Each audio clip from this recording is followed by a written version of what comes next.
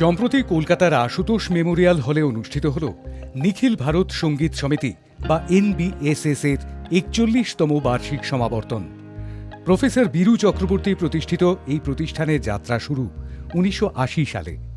এই প্রতিষ্ঠান ভারতীয় আন্তর্জাতিক গ্রামীণ সাংস্কৃতিক কেন্দ্র, নয়াদিল্লি দ্বারা স্বীকৃত এবং পশ্চিমবঙ্গ ও অসম সরকার দ্বারা রেজিস্টার্ড।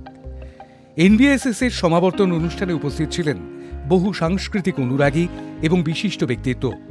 সঙ্গীত ও শিল্পকলায় ছাত্রছাত্রীদের অবদানের স্বীকৃতিস্বরূপ সার্টিফিকেট প্রদান করা হয়।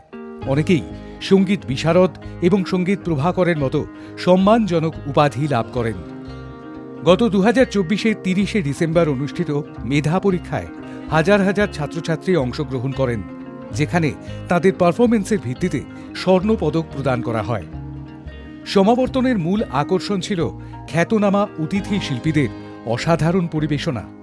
তবলা শিল্পী উস্তাদ সাবির খান তাঁর পুত্র আসিফ খান ও আরিফ খানকে সঙ্গে নিয়ে এক মনোমুগ্ধকর তবলা রিসাইটাল উপস্থাপন করেন।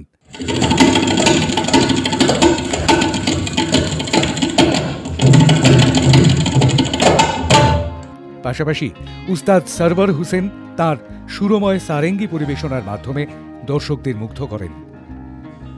বিশেষ অতিথিদের মধ্যে উপস্থিত ছিলেন রবীন্দ্র ভারতী বিশ্ববিদ্যালয়ের প্রাক্তন অধ্যাপক অগ্নিভ বন্দ্যোপাধ্যায়, চিত্রনাট্যকার ও চলচ্চিত্র নির্মাতা মুজিবুর রহমান, প্রখ্যাত বাচিক শিল্পী দেবাশিস বসু, NBSS এর সহসভাপতি রতন ঘোষ এবং কলকাতার জনপ্রিয় টেলিভিশন চ্যানেলের সংবাদ পাঠক শুভ্রজিৎ প্রামাণিক।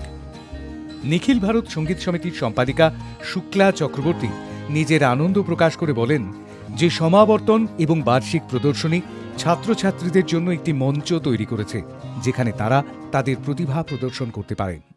নিখিল ভারত সঙ্গীত আগে আমাদের পরিষদ ছিল। এই পরিষদটা আমাদের প্রতিষ্ঠাতা, তার নাম হচ্ছে ঈশ্বর চক্রবর্তী। উনি নিখিল ভারত সঙ্গীত সমিতি প্রতিষ্ঠাতা করেছিলেন।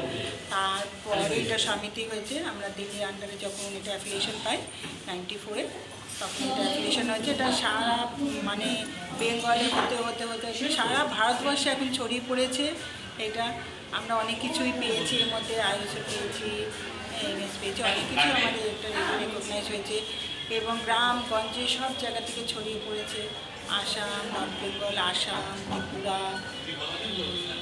মেঘালয়, বালুরঘাট, বাঁকুড়া, বর্ধমান, তারপরে 24 পরগনা, সাউথ 24 পরগনা, নর্থ 24 পরগনা, কলকাতা এবং বিভিন্ন জায়গা আরও ছড়িয়ে পড়েছে। এগুলো আমাদের আন্দামানেও আছে, আমাদের রিসার্চ সেন্টার আছে। তা আমরা এটা চাই যে এইসব ছেলেমেয়েরা যাদের আমরা প্ল্যাটফর্ম দিচ্ছি এখানে ফার্স্টে গোল্ড মেডেলে, আমরা চাই এদের ভবিষ্যৎটা উজ্জ্বল হোক, এদের সব জানতে পারবে। কেন প্ল্যাটফর্ম তো কেউ পায় না, এইটা আমরা দিয়ে এদের ভবিষ্যৎ উজ্জ্বল করছি, যাতে এরা কিছু করতে পারে বা এরা যে শিখছে এই জিনিসটা, তাই সবার সব জায়গায় যে প্রতিভাটাকে ছড়িয়ে দিতে চাই। এইটাই আমাদের প্রচেষ্টা, এইটাই যে এত ছাত্রছাত্রী যে শিখছে সেই শেখাটা যাতে ওদের বৃথা না হয়। সেই সেন্টারগুলোতেও বলছি যে মাস্টারমশাইরা রয়েছেন তারাও অনেক কষ্ট করে ওদের শেখাচ্ছে, যাতে ওরা এটা সমাজে রেখে এটা আরও অনেক বড় হতে পারে, ওরা নিজেরা ছড়িয়ে দিতে পারে। ওরা অনেক অনেক কিছু আমরা একটা প্ল্যাটফর্ম কিন্তু কেউ দিতে চায় না। এটা নিখিল ভারত সঙ্গীত সমিতি সেই প্ল্যাটফর্মটা দিচ্ছে। এটা আজকে অনেক ভালো দিন। আজকে এরা প্রত্যেক বছরই করে, আর এই মাপে প্রোগ্রামটা প্রথমবার করছে। আর আমাকে ওরা নিমন্ত্রণ করেছে। আমি আজকে বলেছি ফারাক্কাবাদী নামটা আছে। আমি আমার দুটো ছেলে আসিফ খান আর আরিফ খান দুজনই একসঙ্গে আমরা তিনজন বাজাচ্ছি। এটা সিজনের প্রথম সোলো গায়ক এই বছর 2024।